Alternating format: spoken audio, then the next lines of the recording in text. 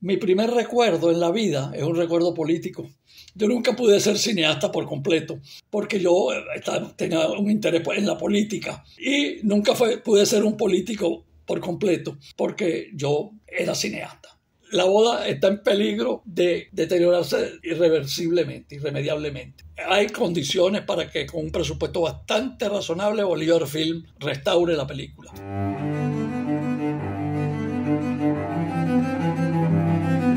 Voces del cine venezolano, una mirada crítica y reflexiva hacia el pasado de nuestro cine y un legado para las generaciones futuras en las voces de sus propios autores y protagonistas. Voces del cine venezolano está patrocinada por el Centro Nacional Autónomo de Cinematografía, CENAC, y Producciones Omar Mesones para Zona Cine Caracas. Y para el episodio de hoy, contamos con la participación de nuestro invitado especial, Telman Urgelles.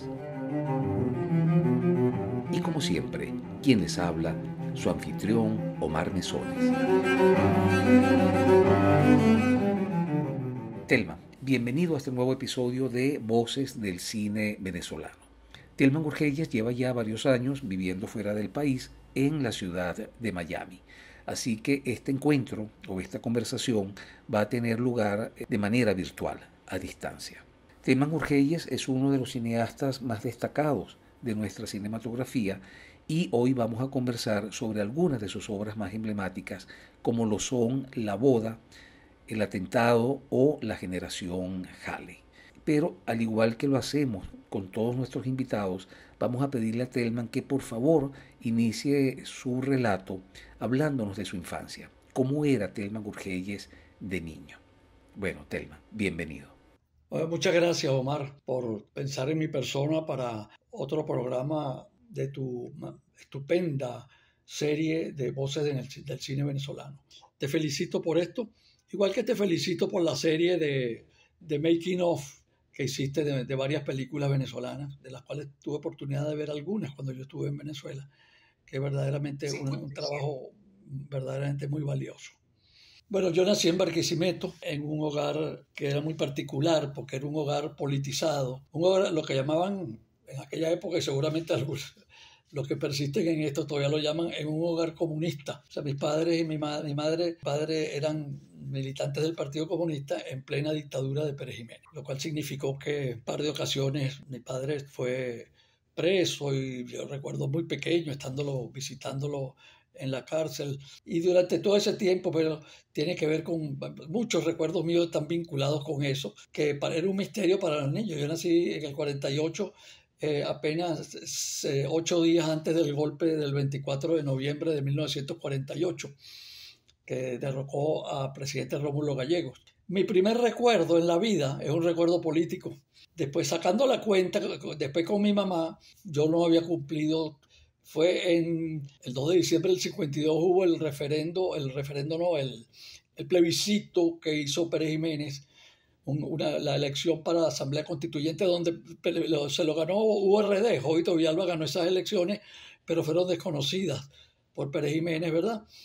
Y a Jovito lo exiliaron, etc. Eso fue el 2 de diciembre del 52. Yo acababa de cumplir 4 años, en noviembre, un mes antes. 15 días antes yo acababa de cumplir 4 años. Ese fue mi primer recuerdo. Y yo podría ser en octubre, en los días previo a la campaña electoral, en el propio noviembre, que yo me desperté en la noche temprano. Yo estaba, digamos, los niños solíamos dormir temprano en esa época, ¿no? Y yo me desperté y escuché voces en la calle. Mi mamá no estaba, mi hermana estaba dormida.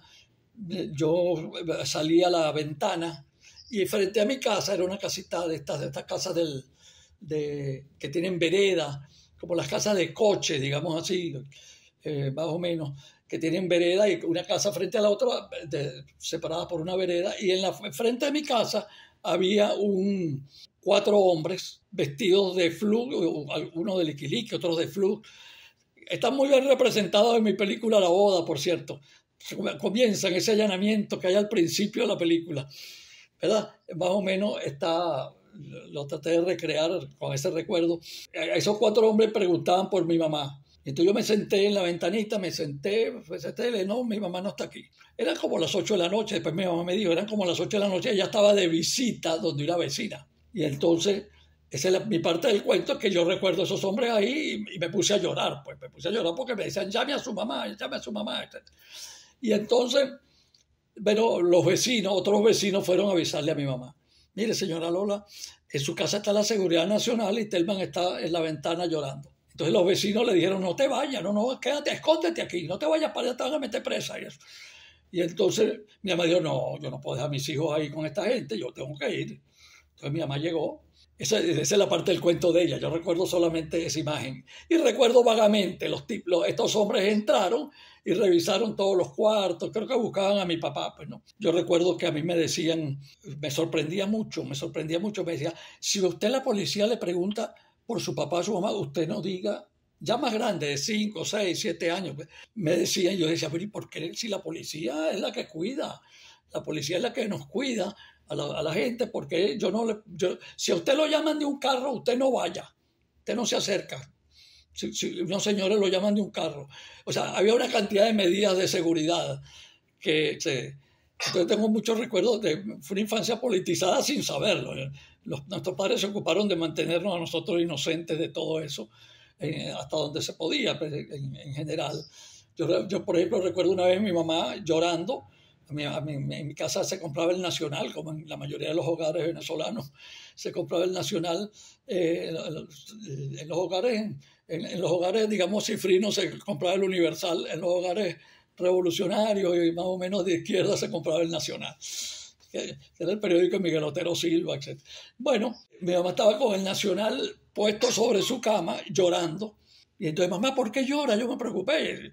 Pero no recuerdo, el año 53 estaba el Nacional y estaba la foto de un señor con una gorra militar y un señor de bigotes con una gorra militar, y mi mamá me dijo, es que se murió el camarada Stalin. ¿Y quién es el camarada Stalin, mamá? Bueno, un hombre muy querido por nosotros, etcétera, pero él es de aquí, no, él no es de Venezuela, pero él es un hombre muy... Yo pensé, hasta el año 58, yo pensé que camarada era un título militar, como decía el general Stalin, el mariscal, el comandante. ¿Entiendes? Yo pensaba siempre que camarada era un título militar, ¿no? Un grado militar.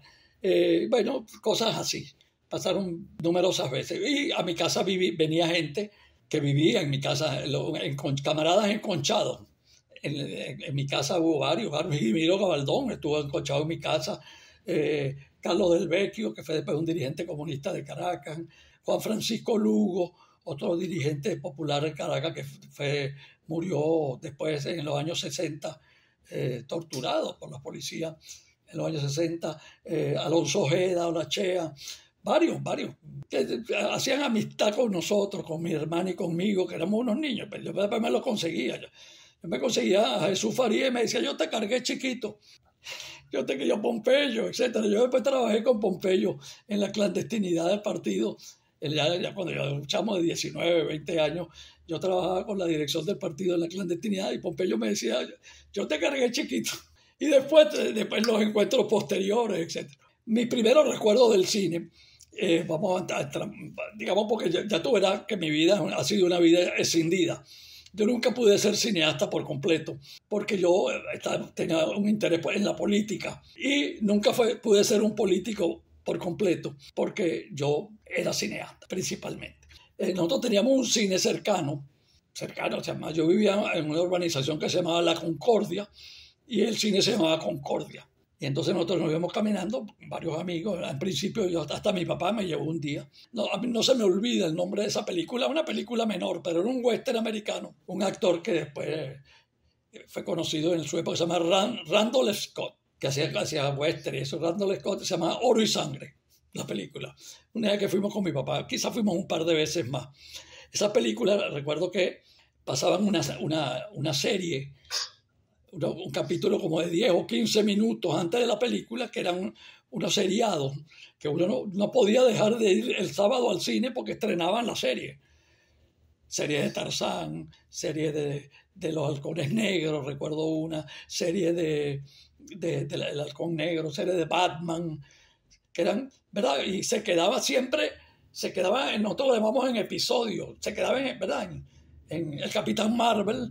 El Capitán Marvel, ese Marvel de hoy, su antecedente era un cómic del Capitán Marvel que pasaban además en el cine las películas.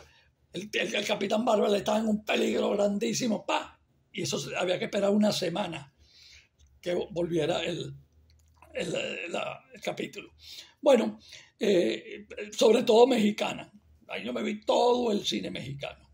Argentina, ¿verdad? Pero pasaban a veces películas americanas.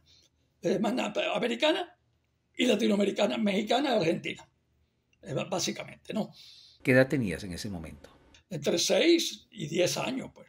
Después yo seguí yendo, después iba solo. Y entonces la entrada costaba $1.50 y nosotros como durante la semana y eso comprábamos suplementos. Suplementos, tú sabes, era el cómic, lo que él llama la revistica del cómic.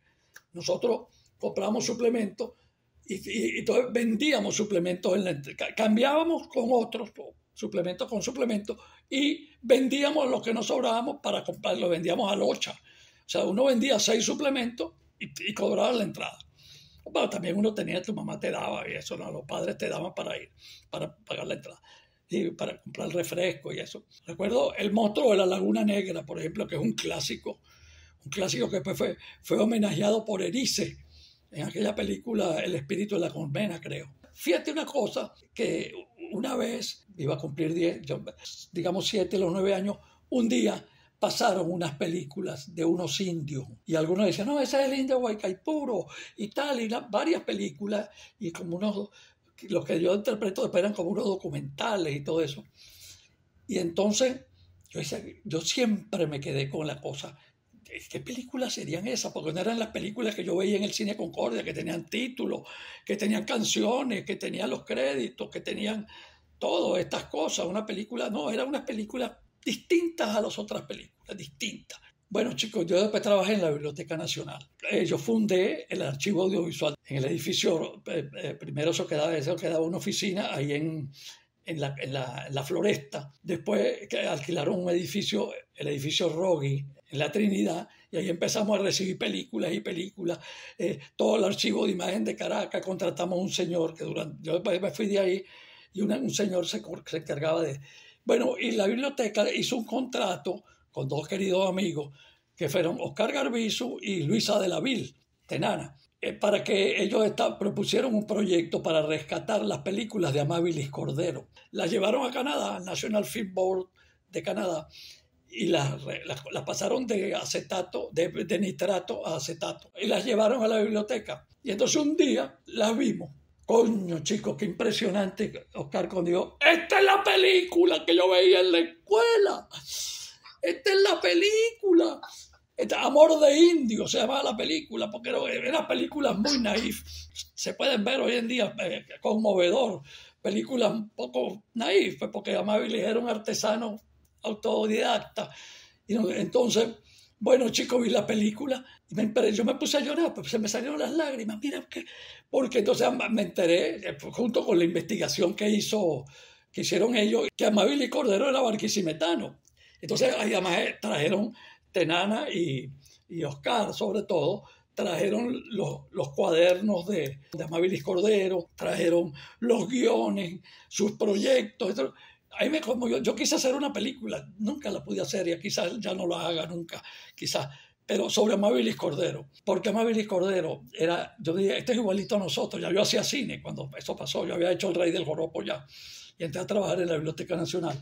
Y entonces yo dije, caramba, esto es lo mismo, las cartas, le mandaba cartas a Gómez, después le mandó cartas a López Contreras, después le mandó cartas a Medina Angarita, después hasta la Wolfgang Larrazábal, ya en el 58, a Betancur, mandándole cartas pidiendo ayuda para el cine, para hacer cine. Yo, esta es la historia de nosotros. Yo quería hacer esa película sobre Amabilis que terminaba en la Cinemateca Nacional, reunir a todos los cineastas ahí, pasarles la película, ¿entiendes? Pasarles lo que tuviera hecho y entonces interrogarlos a todos. Mira, este hombre es como nosotros, este es un precursor de lo que nosotros seguimos haciendo, jalando bola y vaina para hacer cine.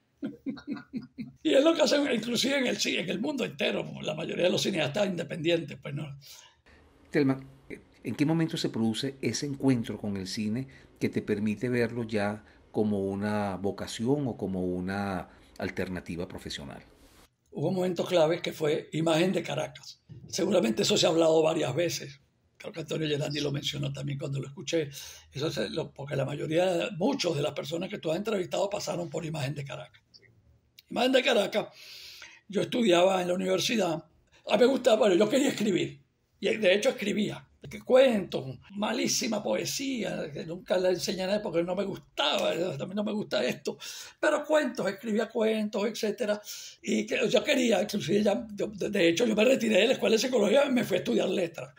Es un episodio que pasé un año en la escuela de letras, ya te lo contaré, este episodio. Entonces, pero yo descubrí una película el año pasado de Marienbad, que es una película bastante difícil de seguir, pero una película con un ritmo, con una poesía y aquella voz en off sobre la memoria, etc. Yo dije, esta vaina es igual o mejor que la literatura. O sea, si uno quiere ser un artista, un escritor, un narrador, si uno quiere ser una persona que yo, bueno, era un ratón yo estaba leyendo a Borges, estaba leyendo a Vargas Llosa, García Márquez, todo eso, estaba hablando en el año 66, 67 más o menos, que es el mismo tiempo de Imagen de Caracas, por cierto. Entonces coincide Imagen de Caracas con el año pasado en Marienbad. Yo dije, bueno, chicos, porque a mí me costaba mucho la literatura, porque yo viví en la residencia hasta el año 66, que la cerraron, hasta finales del 66, y entonces yo me sentaba a escribir a mano, porque no tenía máquina de escribir, me sentaba a escribir a mano, y todo esto, mis amigos se iban a echarse palos, y se iban, pasaban a grande, echaban, etcétera, y tal. Y entonces yo decía, coño, qué ladilla, ¿no? Yo quería escribir, o sea, la escritura me parecía una cosa que me gustaba, que yo ambicionaba, porque yo estaba siendo muy lector, y entonces decía, ¿por qué razón yo me pierdo cosas con esta vaina? Yo era gregario, pues toda mi vida lo he sido, pero yo era más gregario, y entonces me aburría, me decía, coño, era como una obligación, que de hecho todos los escritores importantes, Vargas Llosa, que es el ícono mío, dice, coño, esta vaina es un sufrimiento, no tiene que sentarse carajo a escribir. Y entonces yo como que no estaba listo para ese sufrimiento.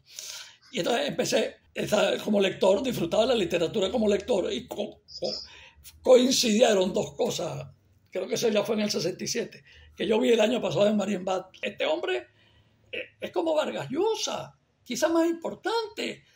El que hizo esta película. Esta es una obra de arte auténtica que puede, o sea, que el director de cine puede ser como un escritor. Y además yo conocía la experiencia de filmar, porque con mis amigos de Imagen de Caracas, yo era amigo de César Cortés desde muy temprano en la universidad. Mi gran amigo César Cortés, lo saludo. César fue la persona que puso la primera cámara en mis manos.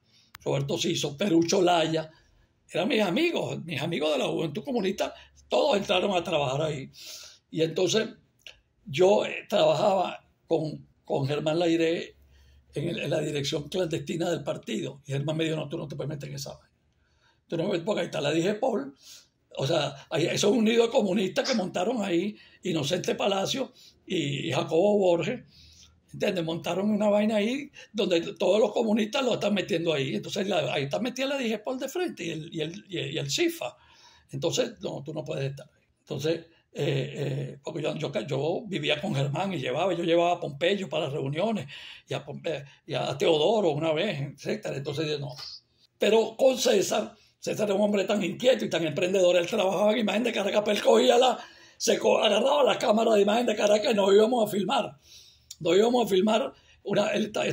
empezó a hacer una película sobre la resistencia contra Pérez Jiménez de la Juventud Comunista, Caraquito Urbina, sobre esa historia, un documental. Y entonces nosotros lo ayudábamos. Inclusive me enseñó a cargar chasis, etcétera.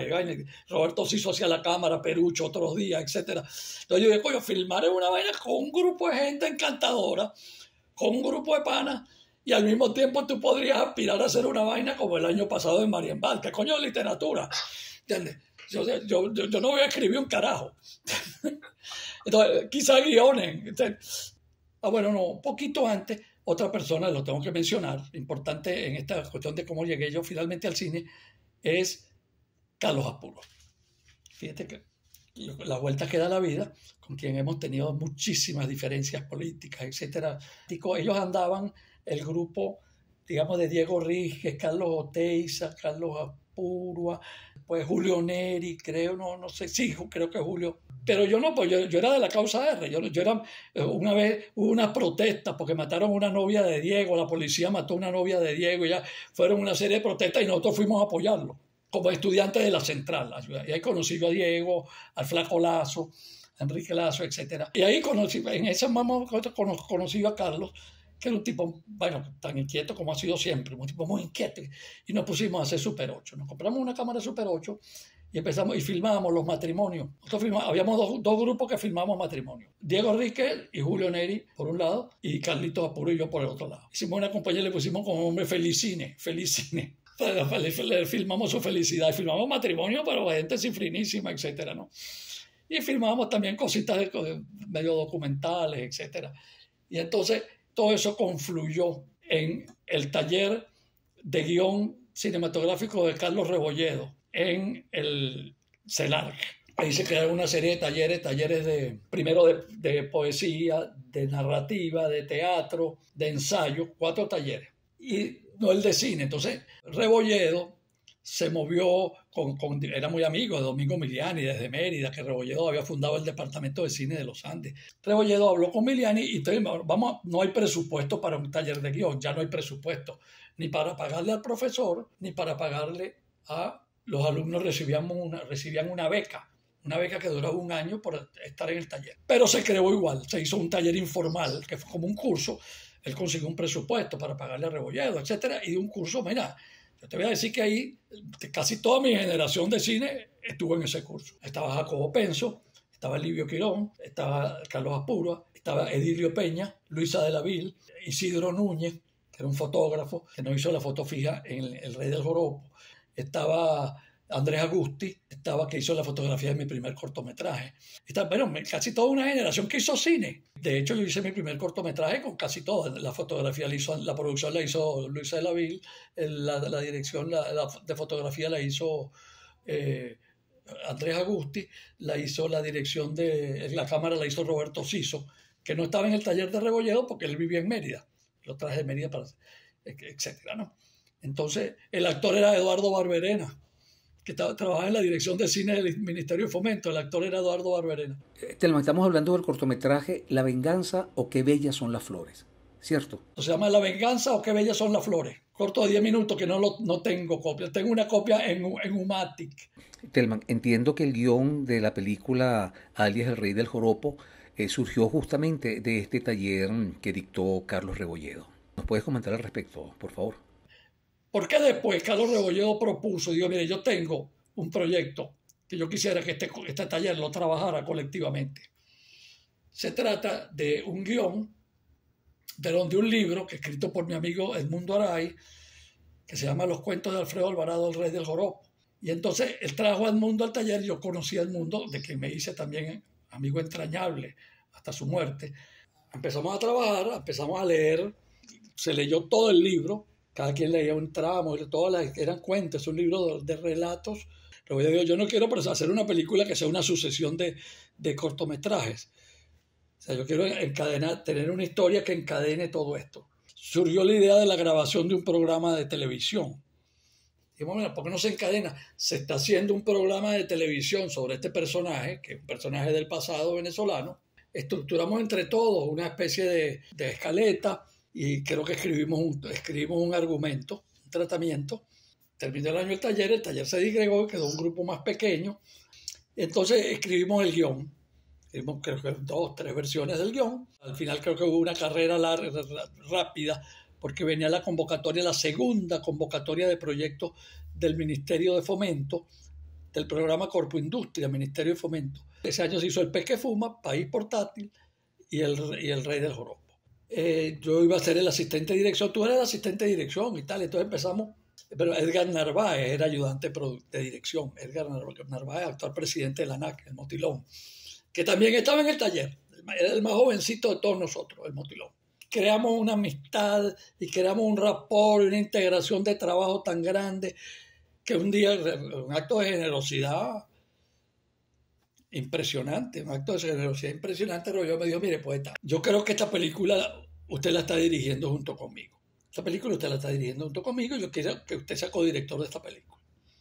Le dije, bueno, Carlos, me impresiona mucho con esa generosidad de tu parte, etcétera. Yo me sentía cómodo con lo que estábamos haciendo, pero reconozco que es verdad lo que tú dices. Bueno, yo manejaba mucho más las cosas puestas en escena, eso, estamos en los ensayos con los actores, él se ocupaba, pero cuando estábamos planificando y haciendo dibujos, storyboard, etcétera, yo aportaba más bien, porque usted no se ocupa de la parte de la cámara, etcétera, y yo me ocupo de los actores. Y hacemos esta película entre los dos. Yo le dije que sí. ¿En qué momento Rebolledo te propone ser codirector de la película? ¿Antes del rodaje o durante el rodaje? En la última semana, diría yo. Ya habíamos hecho pruebas de cámara, visitado locaciones, visitamos las locaciones para un poco hacer las posiciones de cámara y eso. Y Carlos me cedía pues, a mí eso. Y yo no lo había pensado, realmente que yo podía hacer eso. O sea, pero cuando él me lo dijo me sonó completamente, pero es verdad, eso que tú estás diciendo está ocurriendo. Que yo en estas cosas, cuando estamos planeando la puesta en escena, yo intervengo más. Y yo ni siquiera asistía a los ensayos con los actores, lo hacía él. Y eso trajo un problema. Eso trajo un problema grave, porque los técnicos son muy crueles. Los técnicos, yo tengo grandes amigos técnicos, etcétera, pero los técnicos, por dos razones. Una, por razones sindicales. Algunos con mentalidad sindical, a mí no me vengas, tú me estás pagando menos, tú sabes, el técnico sindicalista. Carlos no lo dijo al principio. Carlos Telman Reyes, mi mano derecha, no se atrevió, pues dice, bueno, esa es una cosa, yo nunca, o sea, no me molesté por eso ni nada, pero Carlos no lo dijo y a mí no me importó. Pero empezamos a ejecutar la vaina el primer día. El primer día de rodaje fue en la casa de María Cristina Caprile, una quinta que tenía María Cristina en Los Chorros, muy bonita. Bueno, yo estoy con los tipos de cámara, el camarógrafo era Gustavo Chami, un tipo muy complicado, un tipo que quería dirigir la película. Otro director después me lo dijo, este tipo se quiere coger la película para él. O sea, todo alrededor de la cámara, un tipo que regañaba a los actores, un tipo muy odioso, y yo lo empecé a poner parado después. Un día inclusive tuvo un paro de te va de la película. Bueno, entonces cuando intervino Rebolledo y se quedó, y bueno, me dijo cuando la vio en el estreno, me dijo, yo esta película la vi por cámara y yo no me di cuenta de la película que ustedes estaban haciendo. Yo pensaba que ustedes no sabían un coño de esto y que yo podía hacer una película mejor de lo que ustedes estaban haciendo. Tú me diste un parado, no me dejaste intervenir como yo suelo intervenir en algunos rodajes si me dejan. Coño, pero qué buena película y te felicito, Iván, y felicito a Rebolledo por haberte dado a ti también esa confianza. Y Vita Elbo, que ahorita es mi gran amigo, después fue mi director de fotografía, muy querido, y de Malena y todo eso, era el foquista, pero jodido, Vita Elbo se burlaba, decía, bueno, coño, tú quieres, estábamos haciendo un dolly, yo me quería montar en el dolly para ver por cámara, y yo, coño, mira, aquí estamos cobrando por el paseo en dolly, me decía Iván. Entonces, los técnicos son muy crueles, sobre todo con los advenedizos, porque a mí nadie me conocía en el cine. Yo había hecho un cortometraje con un grupo de amigos, que estábamos en el taller de Rebolledo. Había trabajado como actor secundario, terciario, digamos, en una película de Alfredo Lugo. Iba para algunos rodajes, pero yo no era un hombre del medio. Mira, este carajo, ¿de dónde sale aquí que nos está dando órdenes a todos? Además, yo también tengo carácter, soy un hombre de carácter también, como todos saben. Y entonces yo decía, mira, cámara aquí. Filmamos 2 días en la casa de María Cristina y nos fuimos para La Guaira. Nos alojamos en un hotel. No hay cosa más intensa y más peligrosa en un rodaje que un equipo, sobre todo en los primeros días del rodaje, metido juntos, pernoctando después del rodaje, porque en el rodaje la gente se va para su casa, pero cuando termina en un hotel, la gente se va al bar a tomar tragos, a conversar, y entonces, coño, empezó a crecer aquel chisme, y un mar de fondo, y una vaina, coño, contra mi persona. Este carajo le está quitando la película a Rebolledo, y vaya, entonces, coño, yo hablé con Rebolledo y con Edmundo, coño, Rebolledo, lo que pasa es que yo no te lo voy a decir, pero tú nunca le dijiste a esta gente lo que tú me propusiste a mí como división del trabajo. Si tú quieres, puedes echar para atrás lo que tú dijiste, que seamos los 2 directores,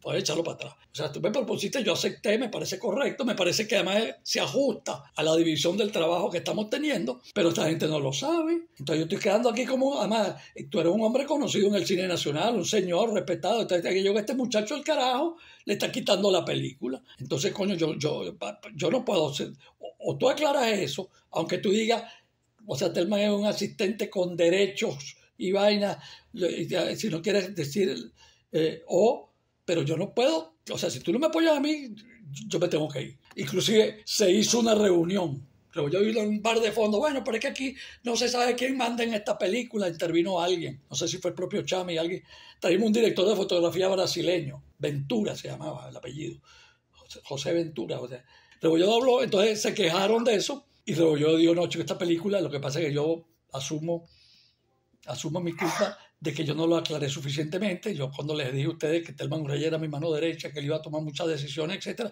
nosotros realmente estamos dirigiendo esta película entre los dos, es una codirección. Ah, bueno, está bien, así sí, y vaina y tal, pero sin embargo, bueno, en 2 o 3 días, porque eso fue como una semana, como 4 o 5 días filmando en La Guaira, o sea que se terminó de disipar ese mar de fondo y después terminamos, pues, todo el mundo muy amistado, ¿no?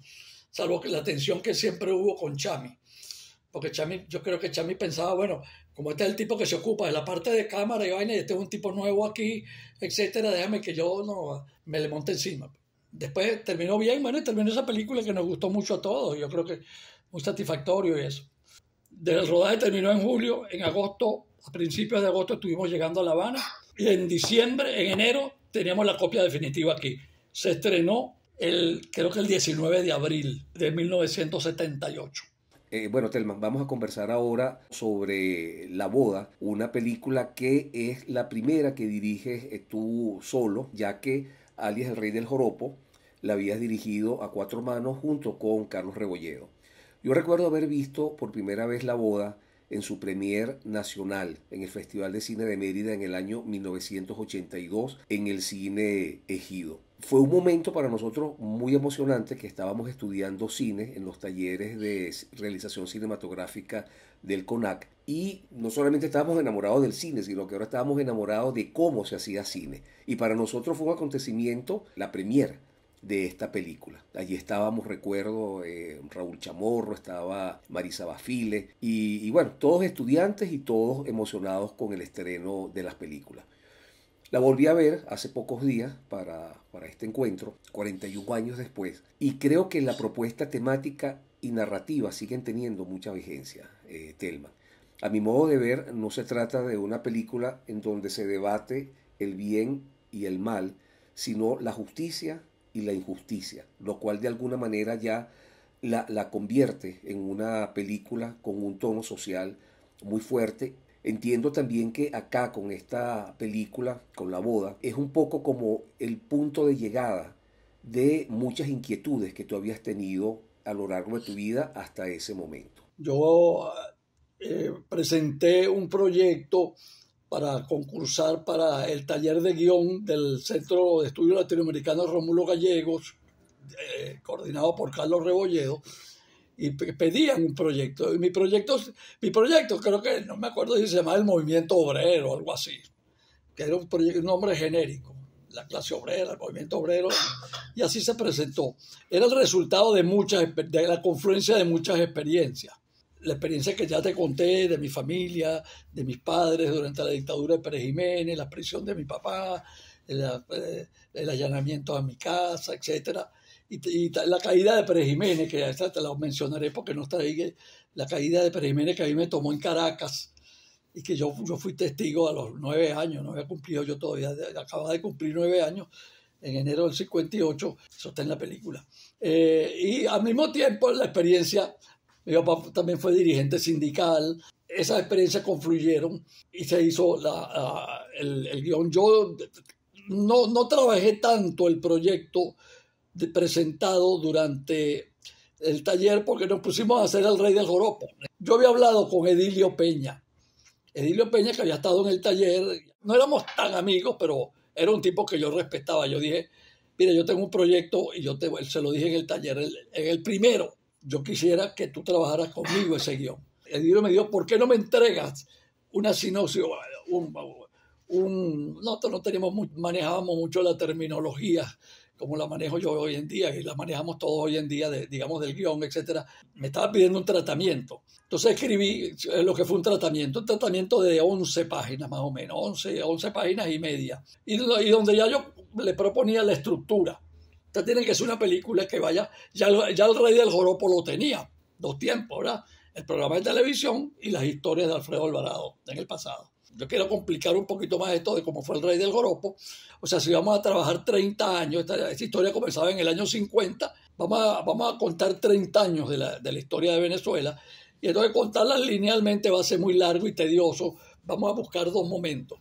¿Cómo hago yo para contar esto en 2 tiempos? ¿Qué pasa en el presente? Y una amiga me contó, me dijo, oye, chico, una amiga cifrina, pues, de clase social alta, me dijo, tú sabes, tuve una experiencia este fin de semana muy curioso, porque fulana, una amiga de ella, también del country club, pues eso, su mamá le dijo que la acompañara porque se casaba el hijo de la mujer de la señora de servicio de la casa de toda la vida. Y entonces era en un barriecito en Petare. Y mi mamá quiso ir, la mamá de ella quiso ir, y ella me dijo que las acompañara. Su amiga le dijo, acompáñame, yo, vamos mi mamá, tú y yo y tal, y vamos a empezar. Eran estas muchachas que estudiaban en la Universidad Católica, que estaban un poco en la cosa de la izquierda, ¿cómo se llamaba? El movimiento UCAP Libre. Tú no tienes idea la experiencia que fue eso, chicos. La gente del barrio tan agradecida con la señora la señora rica en el barrio. Entonces, me contó un poco de cosas y yo dije, coño, esa es la película. Esa es la película. Ahí meto todo. En esa boda meto yo todo. Yo te diría que en una semana le escribí yo eso a Edilio. En mi maquinita escribí que yo tenía en Venezuela. Le pasé esas 10 cuartillas a Edilio. Y como Edilio muy rápido, como a los 2 o 3 meses, Edilio me mandó la primera versión del guión. Estamos hablando del 79, le hicimos rápido. Yo pensé que no estábamos tardando mucho, pero el proyecto me fue aprobado en el 80, o a finales del 80 más o menos. Y yo en diciembre del 81, en noviembre del 81, noviembre y diciembre hice el rodaje. Uno le parecía que eso era lentísimo, oye, no, y resulta que no, éramos rapidísimos, y eso que estábamos en 35, había que esperar la copia de trabajo.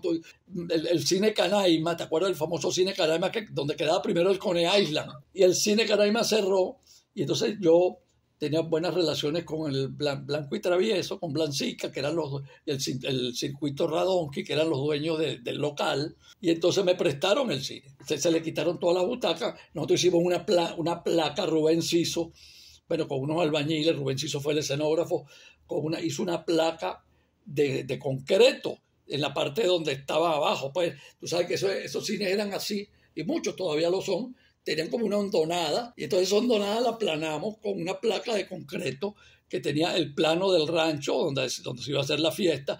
Ahí sembramos matas de cambur, pusimos la mata de cambur esa que está en el patio, hicimos, bueno, de todo, y Rubén construyó eso estupendamente. Y entonces filmamos como 2 semanas ahí, y filmamos, bueno, en toda Caracas. Entonces eso... una película, yo creo que en aquel momento fue la película más ambiciosa que se había hecho, la producción más ambiciosa, que se junto con País Portátil también, que había sido una película con una parte de época. Telma, una pregunta técnica. ¿Por qué si la boda se filma en estudio, en la antigua sala del Teatro Canaima, bajo unas condiciones sonoras bastante controlables, por qué tú decides de entrada doblar la película y no trabajar con sonido directo? Toda la película la doblamos. Bueno, porque yo suponía que el rodaje, esa fiesta iba a ser muy caótica. Mucha gente en el estudio, yendo y viniendo, etcétera, y el resto había demasiadas locaciones en toda la ciudad. Y porque habíamos conocido, bueno, yo lo conocía, pero Mauricio Wallerstein y yo compartíamos oficina. Hicimos una alianza muy, muy, muy grande para alquilar los equipos y todo. Y Mauricio me dijo, mira, Mario Robles, y bueno, están montando un estudio, y Mario Robles y Mario Abate están terminando de montar un estudio muy bueno, muy moderno, de grabación para música y para cine. Tiene todos los equipos más modernos, etcétera. Entonces, y nos está proponiendo que si nosotros podemos hacer toda la postproducción de sonido ahí, por supuesto, y nos dice que tiene salas de doblaje maravillosas. Yo voy a doblar mi película, me dijo Mauricio. Inclusive Mauricio filmó la película con una 2C, una cámara 2C. Sin importarle, no, yo sí filmé con una cámara BL, una BL1, pero dije, bueno, está bien, vamos a doblar toda la película porque nos ahorramos como se usa mucho en Italia. Estados Unidos era el cine que, digamos, el lugar donde más se hace sonido directo. Estados Unidos era como un dogma, pero los italianos, todos los italianos, Fellini, todo el mundo, los Western Spaghetti, todo eso era doblado. El equipo de sonido era como un sonido directo. Pero yo dije, no, yo voy a hablar la película. No me arrepiento, creo que quedó bastante bien. Inclusive mucha gente se sorprendía que le dijéramos que habíamos doblado. Filmamos en 8 semanas, en 7 semanas de noviembre a diciembre. y después me quedó un cachito ahí que lo hice en enero, unos pick-up shots los hice en enero. Y yo estaba sufriendo una transformación también ideológica. De hecho, cuando la película se pasó en el Festival de La Habana, que inauguró el Festival de La Habana, se causó mucha impresión, pero también algunos silencios muy significativos de algunos cineastas cubanos. Algunos me saludaban discretamente. Yo me había hecho amigo de todos esos directores cubanos porque habíamos pasado 8 meses en Cuba siendo el rey del joropo.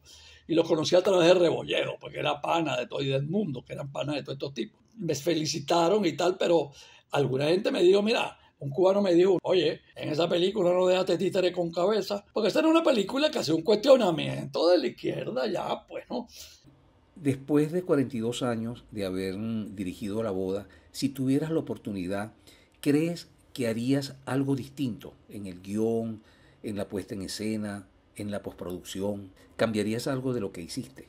Yo estoy muy satisfecho de la película. Yo de algunas películas puedo decir que cambiaría cosas. De algunas películas ya te las mencioné cuando nos toque ahora.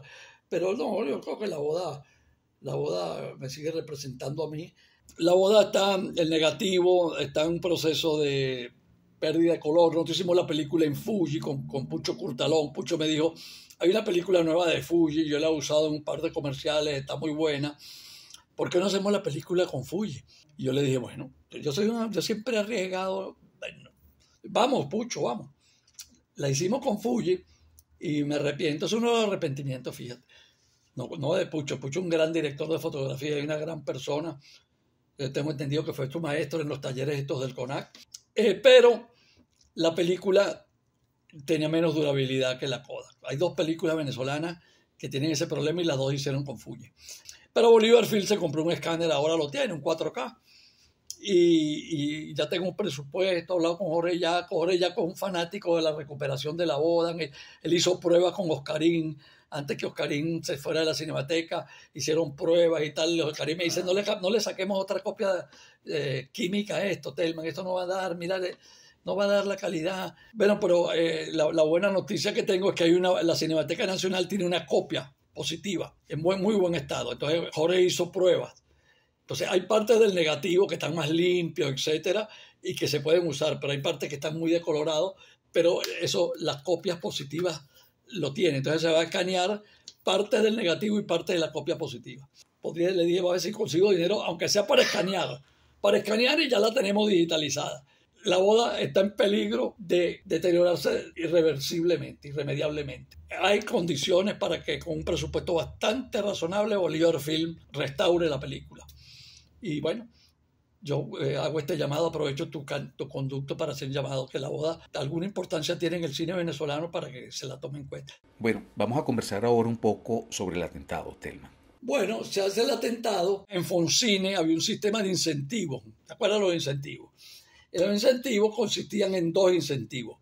Un incentivo vinculado al éxito comercial de la película y se sumaban los 2 incentivos y un incentivo por la calidad de la película. Bueno, La Boda recibió la categoría 1 que le daba derecho a un porcentaje de sus costos. Me dieron el incentivo, yo dije, bueno, con ese incentivo estabas obligado a invertirlo en otra película. A mí no me tenían que obligar, yo tenía las ganas de hacer otra película. Entonces, Edgar Larrazábal, el periodista Edgar Larrazábal, era un periodista de sucesos del diario de Caracas. Y entonces él había participado y había cubierto, digamos, con mucha intensidad el caso del asesinato del abogado Raymond Aguiar. Edgar me dijo, chico, hay una película, Telma. Y yo que estaba buscando temas para una película, para lo que iba a hacer yo con los incentivos de la boda, yo dije, bueno, es verdad que hay una película. Y entonces empezamos, y Ariela, que se había manifestado como guionista, etcétera, le invitamos a Ariela para el guión. Y Malena entró como asistente de dirección. Total que escribimos el guión en 3 meses. Los 3. Ellos escribían, Ariel escribía, Edgar escribía, yo escribía, y después yo integraba todo, etcétera. Y hicimos un guión a 6 manos. Rápido, muy rápido. Yo conseguí con Antonio Blanco un anticipo de distribución, más la plata de Foncine. Mira, la película la filmamos en noviembre, diciembre otra vez. En noviembre, yo siempre filmo, casi todas mis películas las filmé en noviembre, diciembre. Se terminó de filmar en diciembre, el 18 de diciembre. Igual dejé unos cachitos para enero, como 2 o 3 días en enero, y la estrenamos en Carnaval. También editada por José Alcalde, que también le tengo que mencionarlo en La Boda, que se había venido de España, de Francia, se había hecho muy amigo de Miguel Curiel y de Ligia Blanco. Y bueno, la película fue un éxito, casi 800.000, 850. Yo diría que más. Lo que pasa es que la cuenta que sacaba el Ministerio de Fomento, las cuentas siempre daban un poco menos. A la Generación Ale tiene 1.100.000 espectadores. Yo recibí dinero por 1 millón y pico de espectadores y sin embargo lo dan como una gran película taquillera con 785.000, creo que decía. El Atentado hizo un poquito menos que La Generación Ale, pero en esa cifra, pero como 900.000 espectadores fácilmente. Eso fue el año en que de las 10 películas más taquilleras en el 85, las 10 películas más taquilleras del año, 7 fueron venezolanas, inclusive las 5 primeras. 1986, Generación Halley. Con los incentivos del atentado y la plata que le dio el atentado en taquilla, en vez de comprarme un apartamento, no con los incentivos, porque los incentivos no se podía, pero yo con la plata que me dio la película me compré una camioneta Caribe.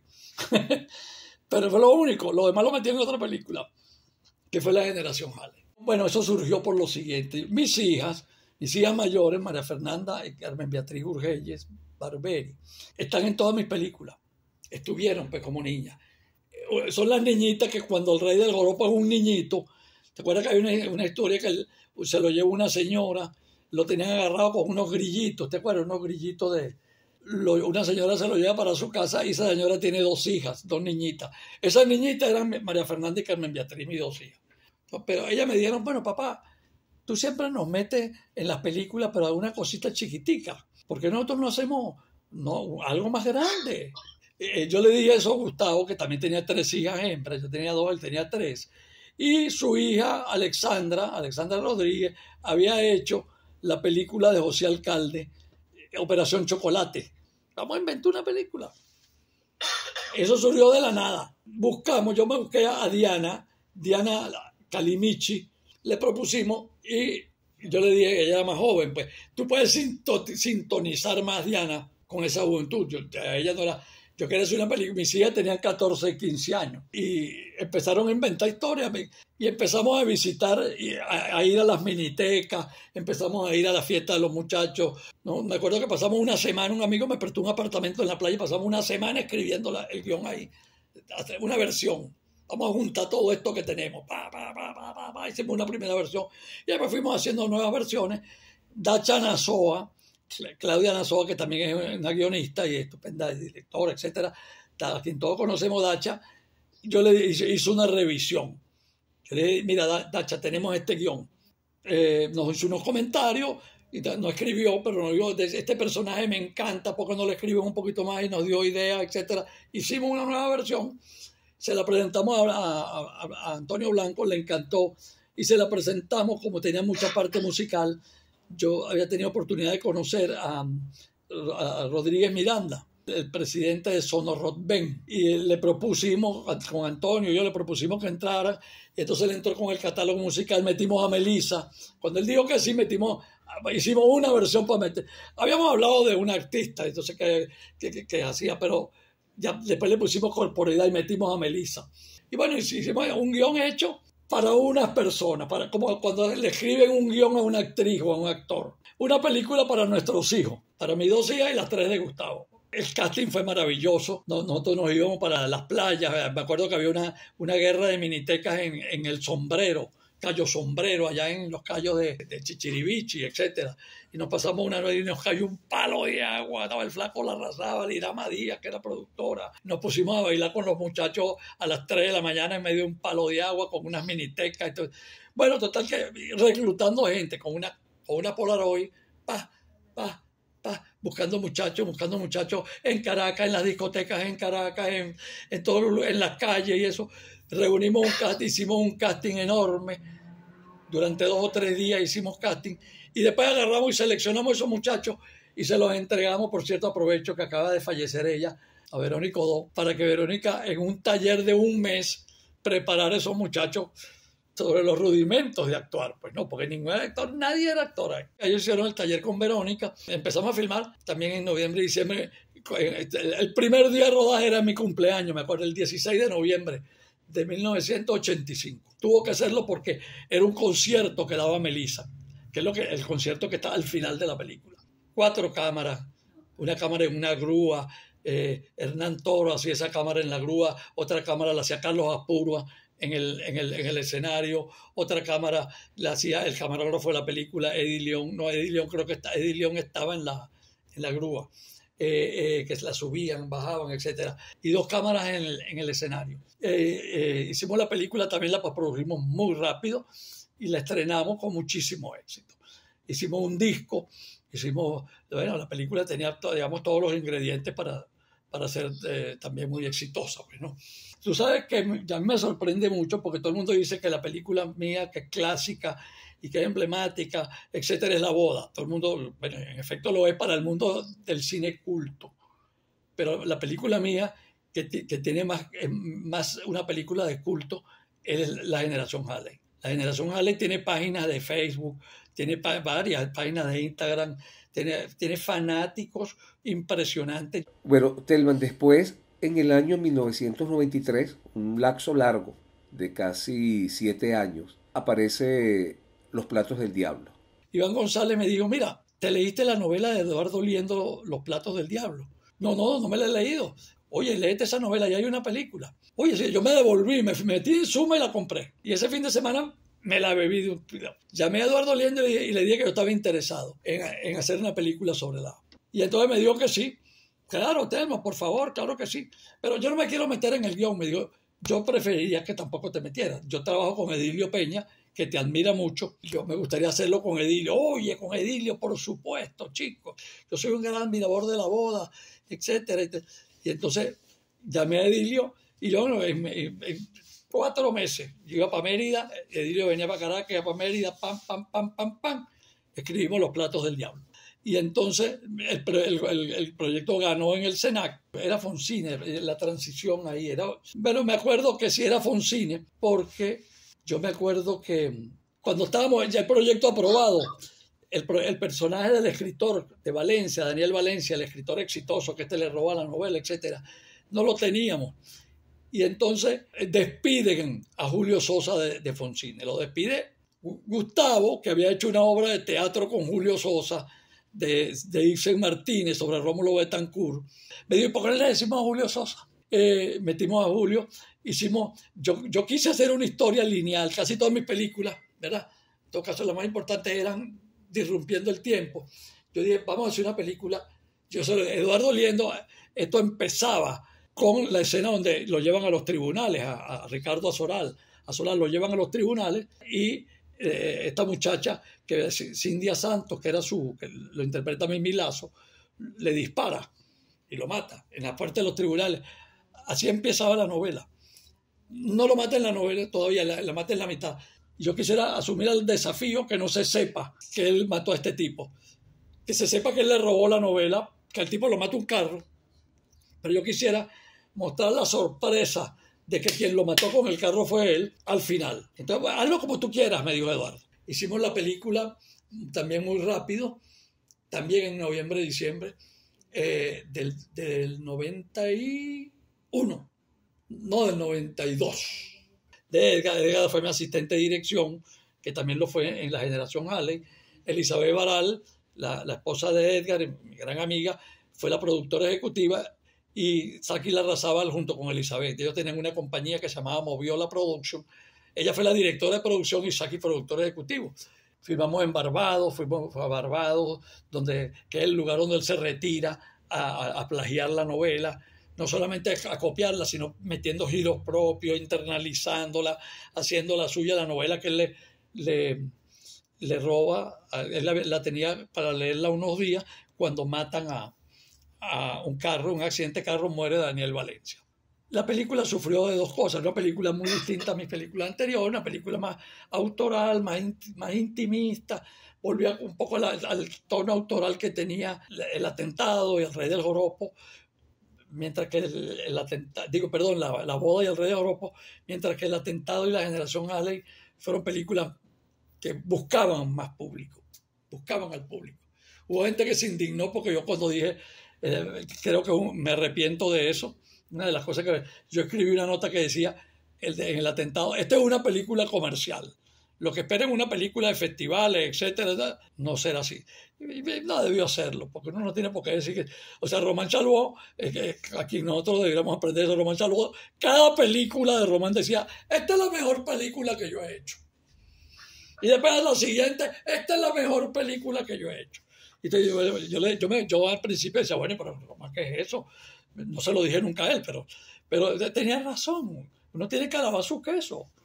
Si no alaba su queso uno, ¿quién lo va a alabar? Pero al mismo tiempo, la película tuvo un veto, la película fue boicoteada por los distribuidores, porque había ocurrido un episodio en el cual Mauricio Valerten y yo tuvimos un gran protagonismo, pero yo era presidente de Cabeprol.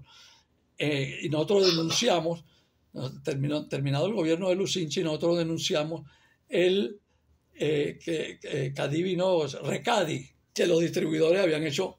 El Recadi había matado al cine venezolano porque los distribuidores sacaban dólares preferenciales de todas películas extranjeras. Le liquidaban todo lo que hacían las películas extranjeras, ellas las convertían en dólares en Recadi. Le daban la parte de los extranjeros y el resto del dinero que debió quedarse a ellos en bolívares, se lo quedaban en dólares también. Y yo denuncié eso, nosotros llevamos eso al Congreso Nacional. La película tuvo un boicot de los distribuidores, me cobraron eso. La película se estrenó en la Sala Margot Benacerraf. Entonces la película, siendo poco apta para el público, teniendo poco lanzamiento y teniendo un boicot de los distribuidores, la película de hecho no se estrenaba. O sea, aquel hombre que fue el primer presidente de Foncine, Sergio Davar, yo le dije, Sergio, mi película no se va a estrenar, usted no va a hacer nada. Tuve hasta un pleito con Abdel Guerere, porque yo estaba en el Congreso denunciando que mi película no, me estaban haciendo un boicot, y Abdel llegó pidiendo una ayuda para los cines, etcétera. Bueno, aquí está el señor de los cines, yo tengo que decir a los cines, ellos no me dan cine. Tuve un pleito con Abdel, con quien después tuve una relación, nunca fuimos amigos, pero una relación estupenda con Abdel después. Pero en aquel momento nos peleamos duro en el propio Congreso. Bueno, la película no pasó nada con ella. Pasó en algunos festivales, ganó algunos premios en el país, ganó algunos premios en un par de festivales internacionales, etcétera, pero no pasó mucho. Telman, ya llegamos al año 2013, luego de un descanso, por llamarlo de alguna manera, un descanso largo, un receso largo de casi 10 años. En el 2013 aparece Los pájaros se van con la muerte. Entiendo que esta fue una película que tuvo un proceso de postproducción muy largo. No fue nada sencillo y de todo. Fue muy... Bueno, mira, esta fue la primera película individual que a mí se me planteó. Claro, yo tenía la boda, ¿te acuerdas? Yo busqué a Edilio Peña y el mismo día que me reuní con Edilio Peña para hablar de la boda, él me llevó a ver la obra de teatro Los pájaros se van con la muerte en la sala de conciertos de la universidad. A mí me impresionó mucho y le dije a Edilio, yo no tengo madurez para hacer esta película. Le dije esta es una película, yo no sé quién te dictó a ti ese texto con lo joven que tú eres, pero esto es una cosa que tiene una profundidad, tiene unas implicaciones intimistas en las personalidades de estas mujeres, la relación que hay un trasfondo tan grande, tan profundo, que me gusta mucho, yo quisiera hacer esta película, pero déjame que yo haga varias películas primero. Entonces que yo aprenda más este oficio, que yo entienda y que yo aprenda más de la vida y todo eso. Y entonces yo me sentiré, yo te aviso. Y así quedamos. Pasaron los años. Creo que después, mientras estábamos haciendo Los platos del diablo, escribiendo el guión de Los platos del diablo, porque sí, en ese momento hablamos de hacer Los pájaros. Por supuesto bajo la dirección mía, como decía yo, si no lo escribo, por lo menos dirijo el guión.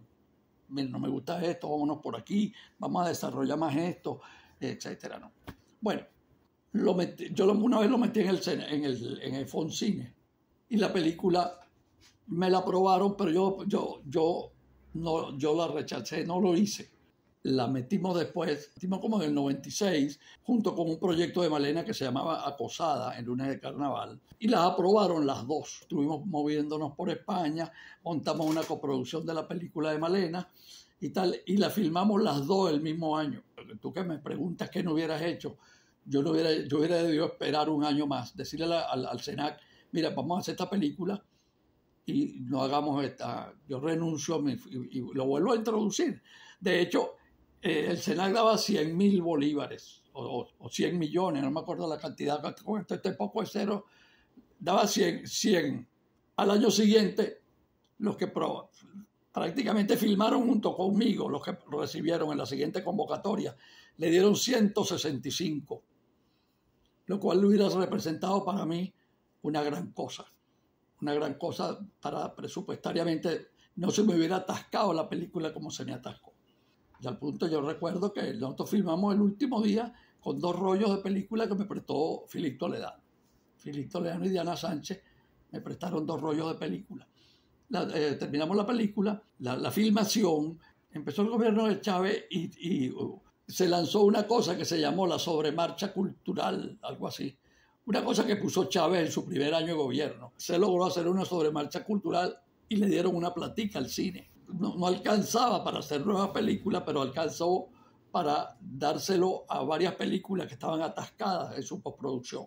Pues metimos los 2 proyectos y esta vez aprobaron el de Malena, pero no aprobaron Los pájaros. Bueno, me lo negaron, bueno, pero negaron, no importa. Y en el 2002 yo conseguí ciertos recursos y no sé qué para editar con Cacho, para pagarle a Cacho pues que terminara el primer corte de la película. Entonces, bueno, pero yo la película estaba pensada con una cantidad de efectos visuales que yo no tenía como sufragarlo. Cacho me editó la película, pero ahí se me trancó el serrucho. Faltaba mucho, la película tenía mucha postproducción. En el 2007, Juan Carlos Lozada agarra un dinero adicional que había entrado, o excedentario, que había entrado en el SENAC, y convocó, porque había también varios proyectos atascados, había como 8 o 10 proyectos atascados, convocó a esas personas de los proyectos para que presentaran un plan de terminación. Y entonces yo presenté un plan de terminación que me fue aprobado. Y entonces me puse a hacer la película. Claro, un plan de terminación, esa película necesitaba más recursos de los que me podían dar. Pero yo digo, con esto la termino. Me busqué una casa de efectos visuales en Venezuela, que tardaba un año haciendo los efectos visuales. O sea, el negocio de ellos eran las comerciales. Muchachos estupendos, muy buenos profesionales, pero la película era secundaria de las cuñas. Ellos me podían decir, mira, tenemos un comercial grande de Pepsi. O sea que estas próximas 2 semanas vamos a suspender lo tuyo. Entonces, así fui llevando. Y al final, esos mismos retrasos de tiempo, que mayormente ocasionados porque ellos hacían largas pausas, los tipos se empezaron a aburrir de la película. Los muchachos, coño, ya casi que ladilla con este señor Iván. Algunos efectos me gustan mucho, otros me gustaron menos. Me gustaron menos al final. Pues bueno, pero yo le decía, vamos a mejorar esto aquí, coño, Eterno, pero ¿qué me quieres tú? ¿Cuánto me has pagado tú, Iván? Entonces, yo le pagué bien, pero bueno, era mucho menos de lo que ellos solían facturarle a la agencia de publicidad. La película se termina primero en el 2011. Hicimos la postproducción de sonido en Argentina, como lo hacíamos todos, la mezcla Dolby, etcétera, etcétera. Cuando, por una razón muy extraña que no voy a calificar aquí, cuando llegó la película de Argentina, llegó el sonido y lo fuimos con Orlando Anderson a sincronizarlo para hacer la copia definitiva. La película la escaneé en Nueva York. Después la película la fuimos a sincronizar y no había sincro de sonido. Había un desfase como de 1 segundo, 30 cuadros fácilmente de desfase. Yo creo que ahí no hubo buena voluntad del laboratorio argentino, porque dije, bueno, Jorge Yaco chequeó cuadro a cuadro, esto está bien, estos son 24 cuadros, y está igual que la edición. Él chequeó que en el transfer, digamos, el scanning no se había modificado los cuadros. Y además cuando mezclamos en Argentina en pantalla grande se veía perfecto. O sea, bueno, ellos no reconocieron eso. Y dijeron, bueno, pero me tienes que pagar $3,000 más por resincronizarte la película. Entonces, pero ¿por qué si esto pasó allá? Bueno, entonces total que la película, que yo la tenía estrenada para el 2011 más o menos, la digo, casi terminada, la película se tardó 2 años hasta que yo conseguí $3,000 para mandárselo a este laboratorio y me hicieran el trabajo de resincronización. La película terminó estrenándose en el 2013, o sea, 15 años después que se filmó. La película se filmó en el 99, perdón. Entonces la presentamos en el Festival de Mérida, no en copia definitiva todavía. La nota del Nacional de González, de Juan Antonio González, dice: Thelma Urgelle, 13 años después, estrenó. Esa fue la noticia. Y así quedó.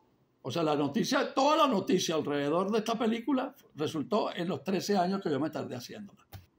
A mí me gusta la película. Me pareció ¿qué quisieras tú repetir? Todos los efectos visuales. No solamente los que están buenos, sino todos. El concepto de efectos visuales, de los créditos hasta el final.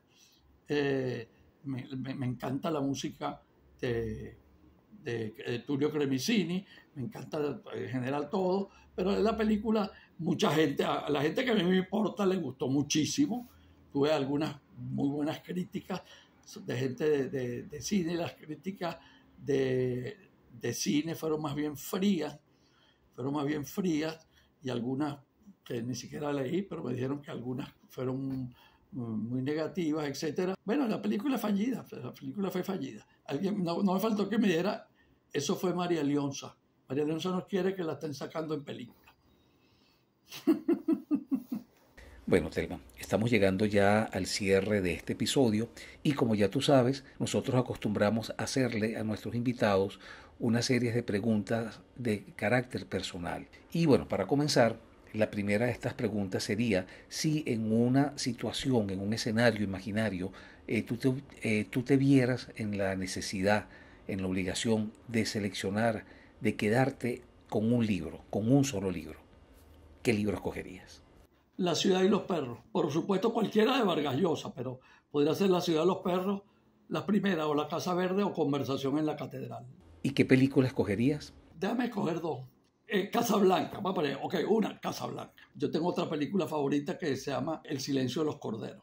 ¿Qué director de cine? Scorsese. Scorsese tiene el modelo que me gusta a mí de director, que es el director que ha hecho grandes comedias, ha hecho películas de guerra, películas de gánster, películas de amor, intimistas. ¿Qué canción o cantante? Héctor Lavoe, porque cualquiera dice Pavarotti, no, Héctor Lavoe. ¿Qué personaje de la historia te gustaría conocer?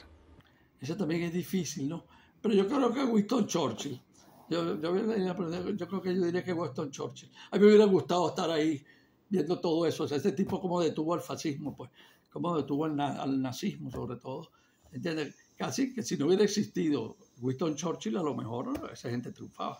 Un personaje es alguien que tú dices, si esa persona no hubiera estado ahí, a lo mejor la historia sería otra. ¿En qué momento de la historia te hubiera gustado vivir o por lo menos pasarte una temporada? Sí, yo pienso poco en eso. Esta película me pones a pensar, porque a mí me gusta mucho mi tiempo, ¿no? A mí me gusta mucho verdaderamente mi tiempo. Suponte que, bueno, me tendré que quedar con esas reuniones de Yalta, porque también son cuestiones del idioma, ¿no? Desde que llevo entendiendo los idiomas que se hablan ahí. La conferencia de Yalta, por ejemplo, donde estaba Churchill, donde estaba Stalin y donde estaba Roosevelt, decidiendo el futuro del mundo después de una probable posguerra, ¿no? O quizás en el nacimiento de Hollywood. Si vamos a mi profesión, me hubiera gustado en Hollywood cuando llegó Chaplin. Bueno, Thelma, y ahora sí, para finalizar, una última pregunta. ¿Algo o alguien de lo que te sientas muy orgulloso? Bueno, de mi familia, la familia que yo he podido construir con Malena y con mis hijos. Yo tengo 5 hijos, directos hijos de Malena y míos son 2, mis 2 hijos menores, varones, y tengo 3 hijas hembras anteriormente, de 2 matrimonios previos. Creo que tú y yo estamos en una situación parecida, sí creo. Pero con Malena hemos construido una familia espectacular, una familia solidaria, amorosa. Vivimos en distintos países. En una época estábamos regados entre Europa, México, Estados Unidos y Nueva York y Miami. Ahorita estamos un poquitico más, tenemos como 3 años que no nos reunimos todos, como 2, a veces nos reunimos con 4 de los hijos, falta uno, etcétera. Pero estoy muy orgulloso de Malena, por supuesto, con la cual hice una vida, pues la vida cinematográfica, que nadie se imagina, a nosotros por separado, etcétera. Y los hijos, orgulloso de todas mis hijas y mis hijos. Bueno, Telma, de esta forma llegamos al final de este episodio de Voces del Cine Venezolano.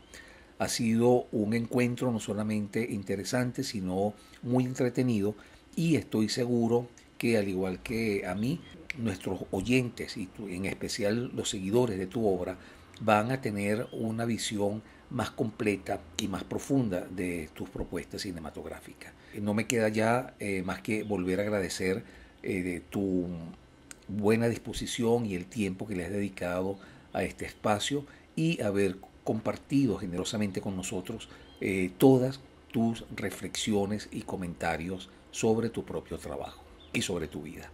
Telman, muchísimas gracias. Gracias también a ti, Ofar, muy agradecido. Estás haciendo una gran labor, te felicito, esto es una gran labor.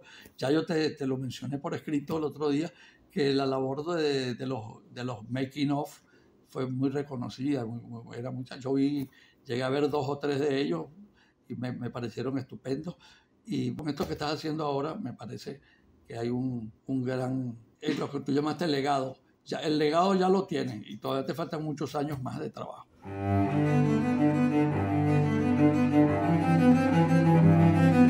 Voces del cine venezolano, una mirada crítica y reflexiva hacia el pasado de nuestro cine y un legado para las generaciones futuras en las voces de sus propios autores y protagonistas.